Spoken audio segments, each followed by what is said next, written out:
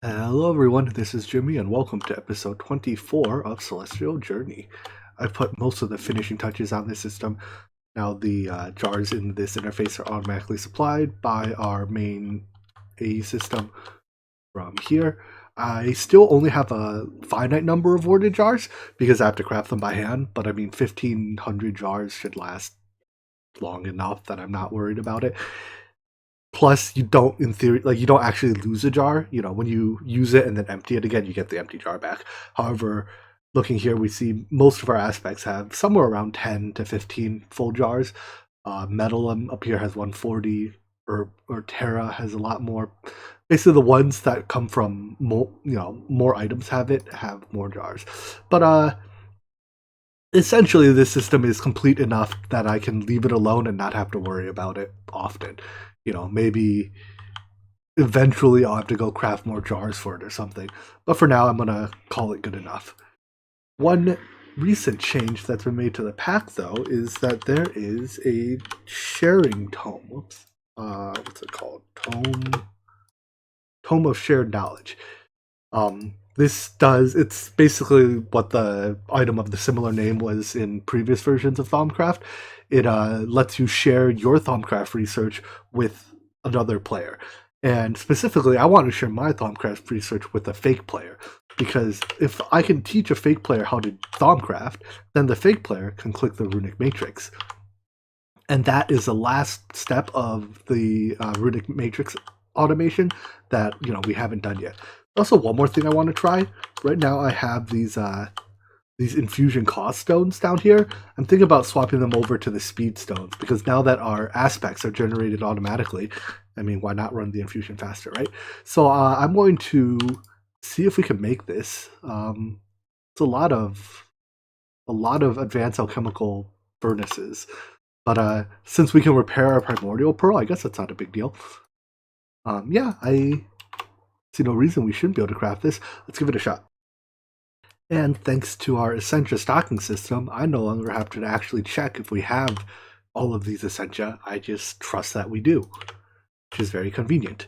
So once I go to craft, for hopefully what is the last time, I have to start up our infusion manually. So with any luck, we never have to do that again. So to use this, I think first I right-click it to bind it to myself. Or is it shift right-click? There we go. You shift right-click it to bind it to yourself. And then I think, anyone can right-click it and learn the research within. So if I put it in a mechanical user, let's have it just redstone pulse. And I give it a redstone pulse. Sure, a lever will do for now. You can hear that it gets its research. Now, as a side effect of the way some of the research is done in Thaumcraft, the mechanical user also gets one of each of these items. It's cheating to use them, so we're not going to use them. And we're just going to send them into the abyss. I think you have to do this each time you start your server up, or in single player each time you start your game up. But yeah, it looks like he only gets the items once. Anyways, now that our fake player, though, knows Thaumcraft, in theory, we should be able to have it start our infusions for us. So if we turn that to face the right way, and hook this up to our system, and give it a caster gauntlet. Oopsies, set you on redstone pulse, and use item on block. I suspect that's a mode we need it in. You know what? Let's actually test that. Let's request let's test two things at once.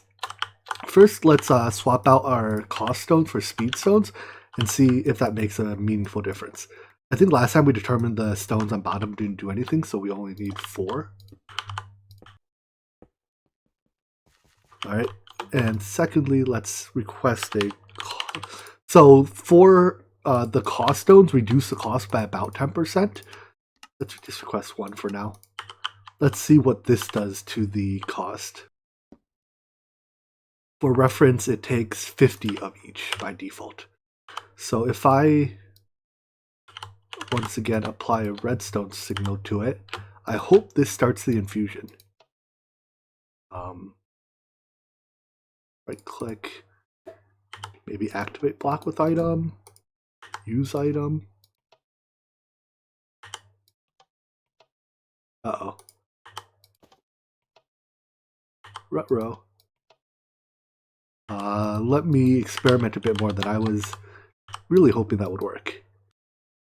I'm just going to start this infusion myself just to make sure the right ingredients are here. And yeah, it is right.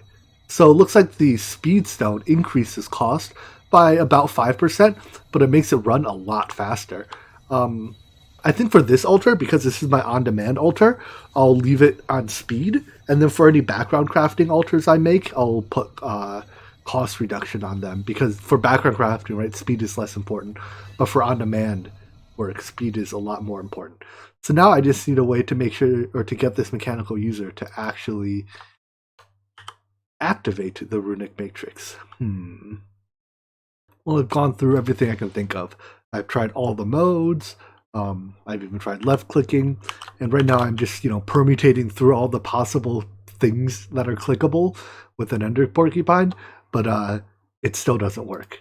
So I don't know. Maybe I'm overlooking something, or maybe the solution of knowledge sharing over to the mechanical user and then having the fake player click it just simply doesn't work. But in any event, I guess I'm still stuck manually starting this for now, unless I'm overlooking something. So if you have, mechanical user settings that work, definitely let me know. In any event, let's switch gears for now and do some bewitchment. So bewitchment is the last major magic mod in the pack. We crafted the witch's oven a couple episodes ago, if you remember, and now we can put it to use. So I think we have to start by making some basic fumes. Each of these are just you smelt an item in the witch's oven, and I think most of these come from various saplings. Yeah. So you just smelt the appropriate sapling in a witch's oven, and you always get wood ash, and you have a chance to get the fume, or the byproduct. At least that's how it used to be. Let's see if that's still the case. So in order to use the witch's oven, you also need to put empty jars in the, empty jar slot. Otherwise, it just functions as a regular furnace, albeit an extremely expensive one. So when you cook saplings, for example, oak saplings should give oak spirits. And yeah, I know in witchery, you only have a chance for these spirits, but I'm gonna give this a couple cycles and see if it's a chance product or 100. There we go. It's a chance product. I think there are things we can do to improve the chance, but for now, this is what we get. Cool.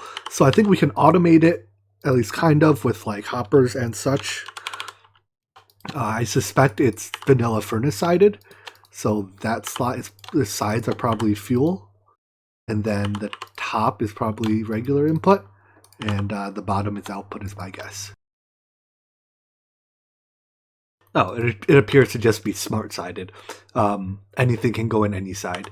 So if we take this out, I suspect if we put coal here, it'll automatically insert into the coal slot. That's good. I like smart sided better than vanilla sided. Anyways, all we have to do then is jam all the inputs into it. For the quest, we have to do oak, birch, whatever, all these other woods. And I suspect we're going to need a lot of these for various crafting recipes or infusions. So for the time being, I'm just going to batch craft with it, because we don't have enough witches' ovens to dedicate one to each spirit. I'm just going to put a lot of fuel and wood and saplings in here and let them cook. Coming back to this infusion thing again, I have figured out, or at least I've been told, why this doesn't work. So each mechanical user is apparently its own player. So the fact that I was teaching that mechanical user how to do Thaumcraft, but using this mechanical user to start the infusion, meant it was never going to work. So you want to give the Tome of Shared Knowledge to the mechanical user you're using, or the mechanical user that you want to do your infusion, and it has to be on use item or generic click mode. Activate it once, it gets these items. That's your sign that it worked. It's cheating to use these items, don't use them. And then afterwards, come back here, take out the tome, put in the caster's gauntlet, and change mode to use item on block. Now when you request a craft,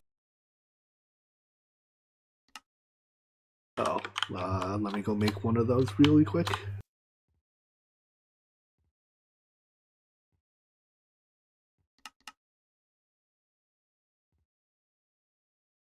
Now, the fact that we still can't automate this crafting table is holding us back from doing full automation.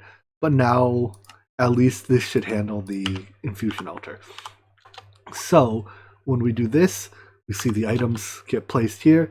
Now when we click this button, the infusion starts. So all I have to do then is hook up the beginning of stage 3, I believe is the logic I want, right?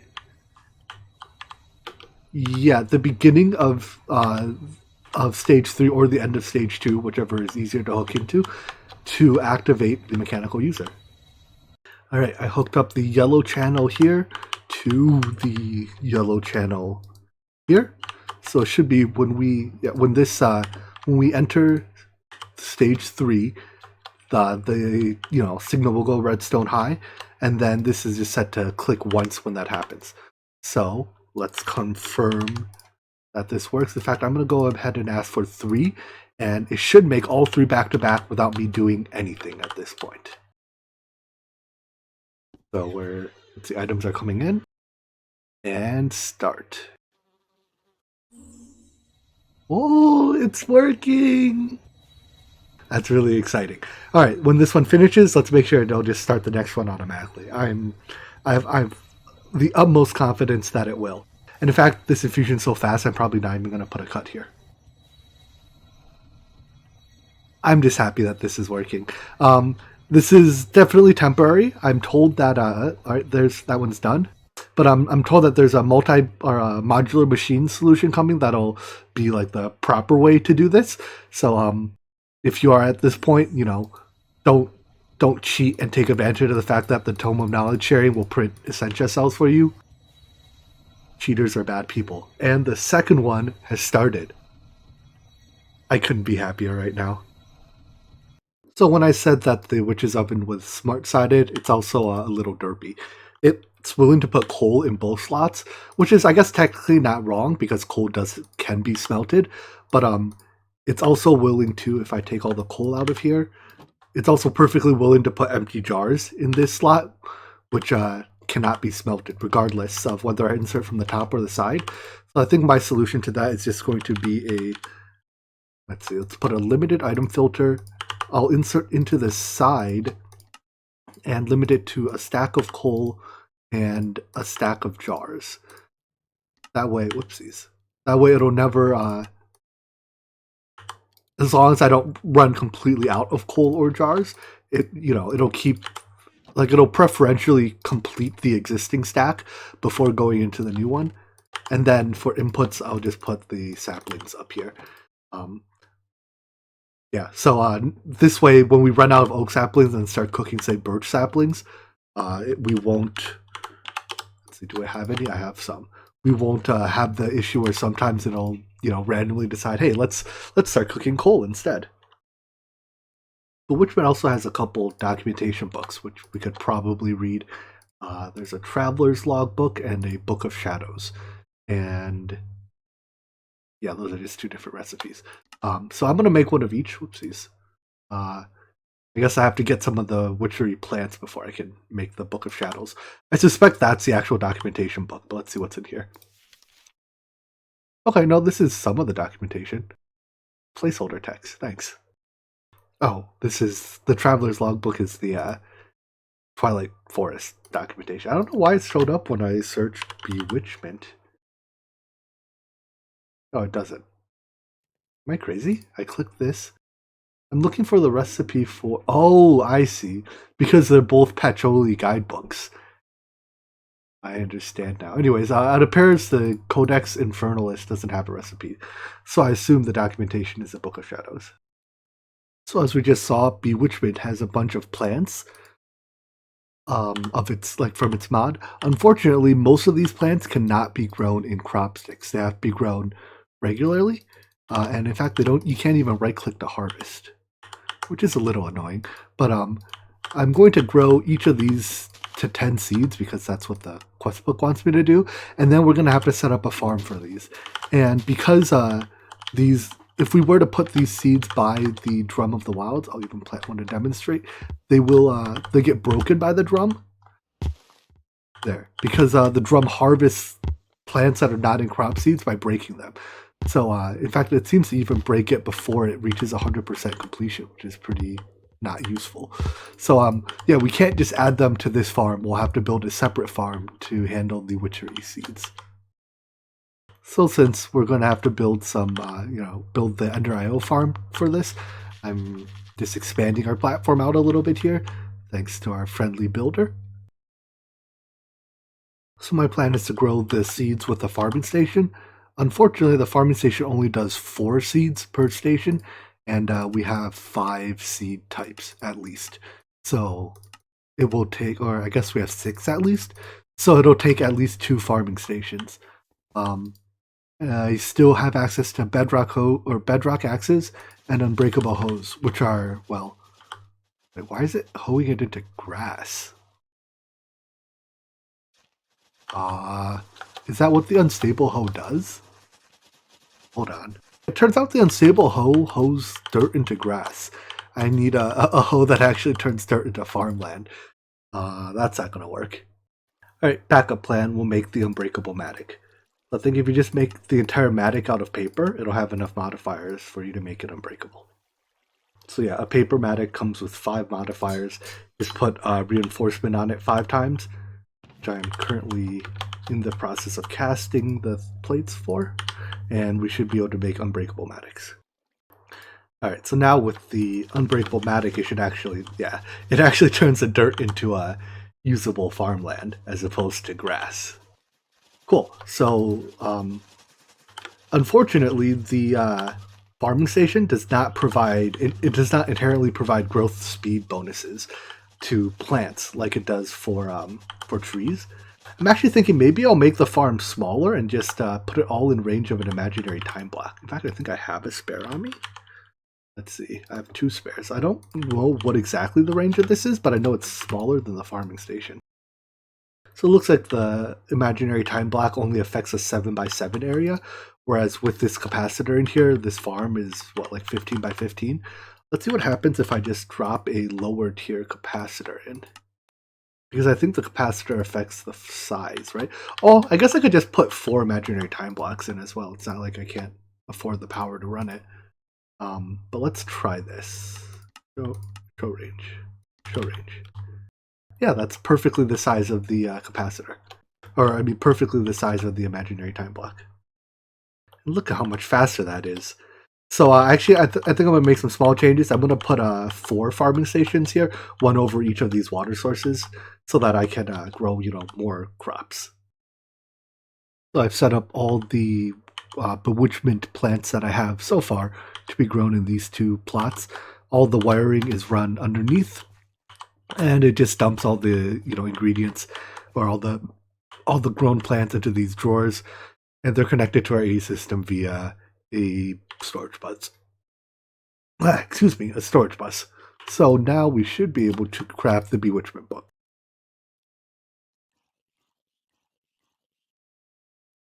Let's see, Book of Shadows. Oh, still no. I need a hellebore. Huh. I guess I just simply forgot to plant it.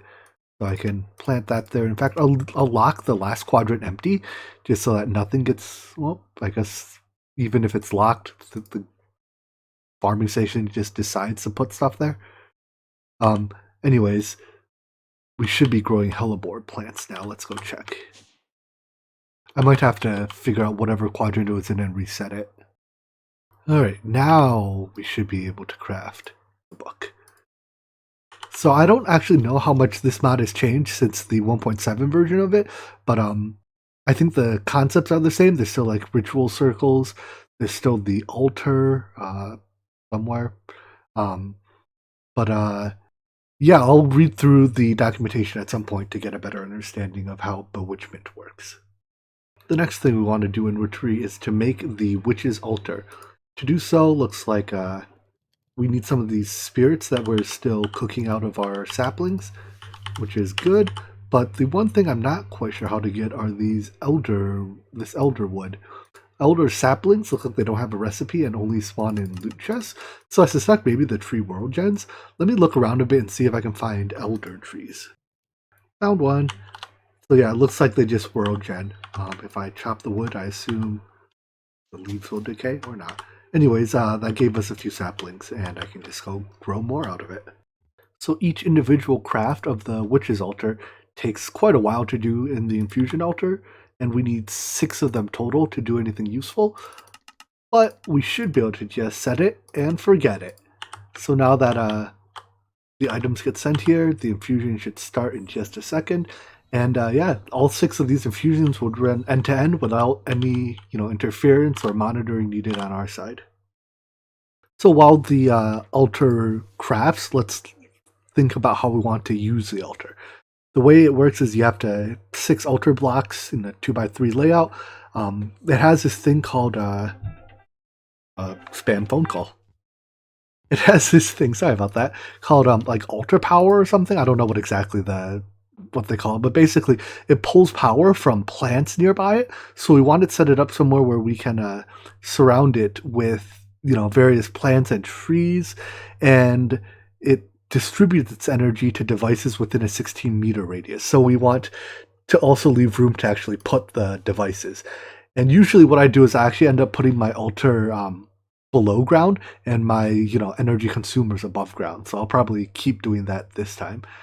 Then we have to put certain modifiers on the altar to improve its power. The cups, swords, wands, and pentacles.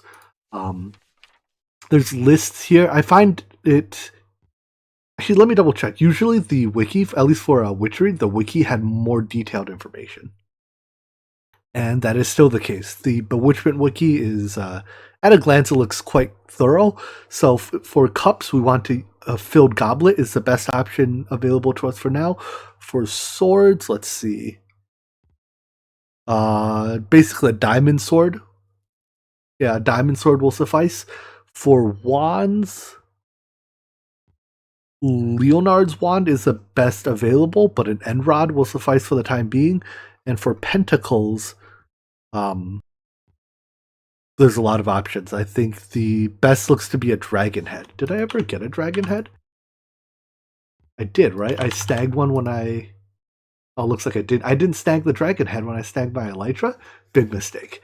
Alright, looks like I have to head back to the end and get a dragon's head then. Hello, dragon head. You're coming with me. To dig a hole for our altar, we once again turn to our trusty builder. So I'm thinking if we want to center the altar there, then if we dig about a 20 by 20 box around it, that should be plenty of room to put all the plants it needs. So I'm thinking we can start, I don't know, like, how many levels is this? Maybe start 3 levels down, and then go to about 10 levels down. So that'll be like 7 or 8. Maybe one more than 10.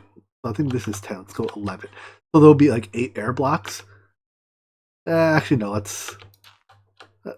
trees don't grow that tall, right? I think 7 air blocks will do. Anyways, we can always dig out another layer up or down if we need to.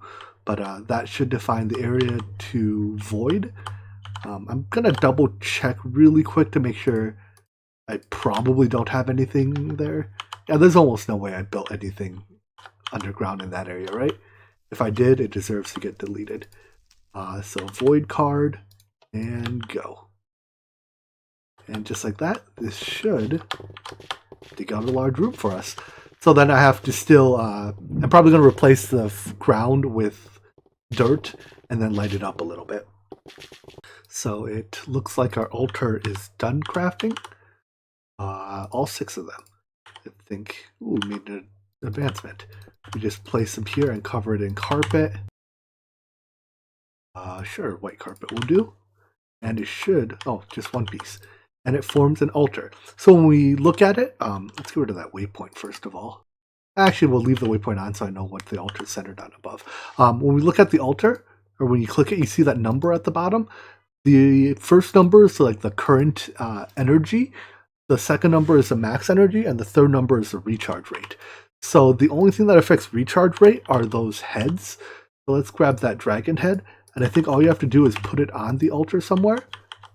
Neat. And it, now our recharge rate is 7x. So as things use up altar power, you have to wait for it to recharge before it's usable. So I've put some stuff on the altar, a diamond sword, a glass bottle. The glass bottle will be replaced by a chalice, I think, after I can make it, and an end rod. So now we have 680, and we can see that if I, say, grow more grass around the altar, that should go up. 687. And as I just add like more types of wildlife around the altar, it gets better. So let's look for like, I don't know, let's plant some pumpkins. So we're at what, 687? A pumpkin is apparently worth 0. According to the wiki, mushrooms are worth 4 points each. So it's worth 4 points each, and then because I have stuff on the altar, there's more like modifiers. But I think there are diminishing returns, Yeah, in fact, I think only the first mushroom is worth anything, or the second one was worth a point. But you get the idea. Maybe it wasn't even. You get the idea that as you add more stuff, you want diversity more than just count. So let's try the other mushroom. That didn't seem to do anything, did it? But yeah, do some experimenting, see what works, what doesn't, or look it up on the wiki. So by spamming a bunch of grass and other things around the altar, I've gotten it up to a hair over 1,000. Don't know if that's enough. In Witchery, that would be enough to get started, but not enough to like for all the late game stuff. But I don't know, in Bewitchment if that's enough or not. Anyways, yeah, I think I'm at the limit that grass doesn't really. Well, that added a little bit. Nonetheless, I think this altar, I'll call it good enough to work for now. Another crafting mechanic in Bewitchment is the Witch's Cauldron. I think this functionally is pretty similar to the Thaumcraft one, insofar as you throw, various items in, and you get an item out. And as you can hear, it's made in the Infusion Altar. So Witch's Cauldron needs to be placed over a heat source. I don't know if it'll accept Thaumcraft Niter, but I'm going to give it a shot.